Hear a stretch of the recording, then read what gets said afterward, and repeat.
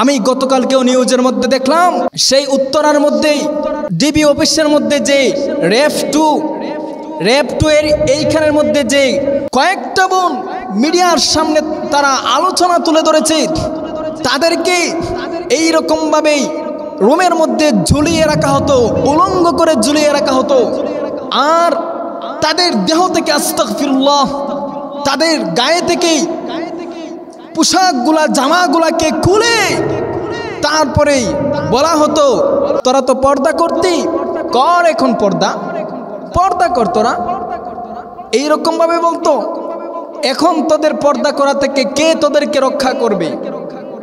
I হায় বাবা যায়, কত বড় নরকের রাজ্যে তারা পরিণত করেছিল আমার সোনার দেশটাকে। তাদের দোষটা কি ছিল?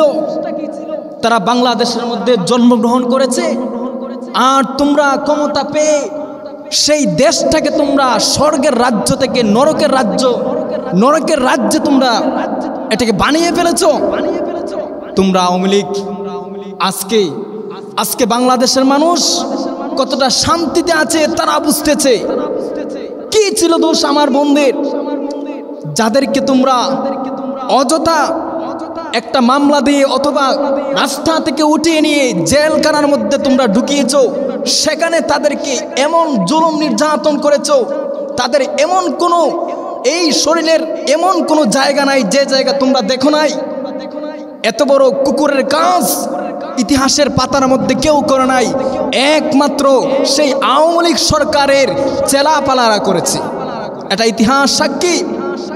আমি গতকালকেও নিউজের মধ্যে দেখলাম যে সেই উত্তরার মধ্যেই ডিবি অফিসের মধ্যে যে র্যাব টু এর এইখানের মধ্যে যে কয়েকটা বোন মিডিয়ার সামনে তারা আলোচনা তুলে ধরেছে, তাদেরকে এইরকম ভাবেই রুমের মধ্যে ঝুলিয়ে রাখা হতো, উলঙ্গ করে ঝুলিয়ে রাখা হতো। আর তাদের দেহ থেকে আস্তাগফিরুল্লাহ, তাদের গায়ে থেকে পোশাকগুলা জামাগুলাকে খুলে তারপরে বলা হতো তোরা তো পর্দা করতি, কর এখন পর্দা কর তোরা, এইরকম ভাবে বলতো। এখন তোদের পর্দা করা থেকে কে তোদেরকে রক্ষা করবে?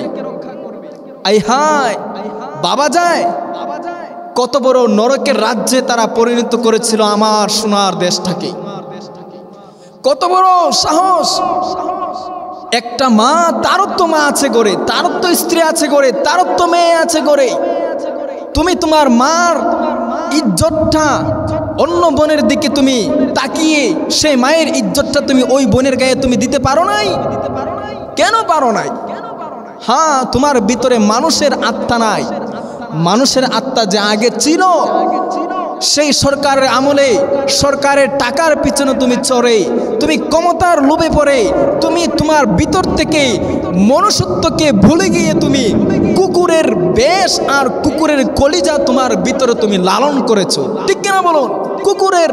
কুকুরের কলিজা আত্মা ওর ভিতর লালন করেছে। বাবা যায়, আমি যখন সময় গতকাল রাতে সেই ভিডিওটা আমি নিউজ দেখতেছি, আমার চোখ দিয়া পানি চলে আসছে। একটা বোন, তাদেরকে কিভাবে এরকম ভাবে এত নির্মম ভাবে তাদের উপরে টর্চার করা হয়েছে। ঝুলিয়ে রাখতো, গায়ে থেকে কাপড় খুলে ফেলতো, ইভেন অনেকের সাথে তারা যৌন নির্যাতন পর্যন্ত করতো। আস্তাগফিরুল্লাহ, যৌন নির্যাতন করত। আল্লাহ আমাদেরকে হেফাজত করেছেন, সেই জালেম সরকার থেকে আমাদেরকে আল্লাহ পাক হেফাজত করেছেন। এটাও জুলাইয়ের মাস। এই জুলাই মাস থেকেই শুরু হয়েছিল বিপ্লব। এটা ইতিহাসের পাতার মধ্যে, বাংলাদেশের ইতিহাসের পাতার মধ্যে সেটা অমর হয়ে থাকবে। এই ইতিহাস কোনোদিন ভোলার নয়। যে সরকার আমি কে, তুমি কে, আপনি কে, কাউকে চিনত না। উপরে সব কিছু দেখিয়ে দিত, মায়া কান্না করত, কিন্তু বিতর্কতভাবে কি করেছে সেটা কেউ বলতে পারবে না। একটা পাগল, এই পাগলের চেহারা হচ্ছে উবাইদুল কাক্কুর মতো। উবাইদুল কাক্কুর মতো তার চেহারাটা, সে নাকি বক্তব্য দিচ্ছে যে বঙ্গবন্ধু শেখ মুজিবুর রহমান যার কারণে দেশটা স্বাধীন হয়েছে, উনি সেই করেছেন, হেই করেছেন, তেন করেছেন, ওনার দেশটাকে কিভাবে তারা চূর্ণ বিচূর্ণ করে দিয়েছে এবং ওনার গড়কে ভাঙ্গা হয়েছে, কারো কিছু হলো না, এরকমভাবে উনি বক্তব্য দিয়েছে।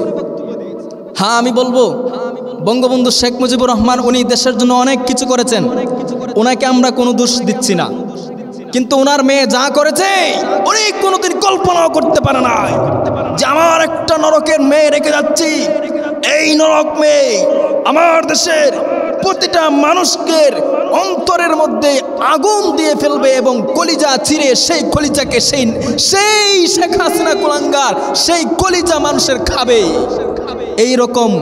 এইরকম পাষণ্ড শেখ হাসিনা ছিল।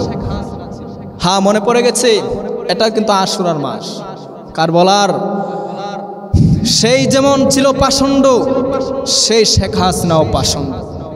সে এখন আবার উবাইদুল কাক্কুর মতো বয়ান দিচ্ছে।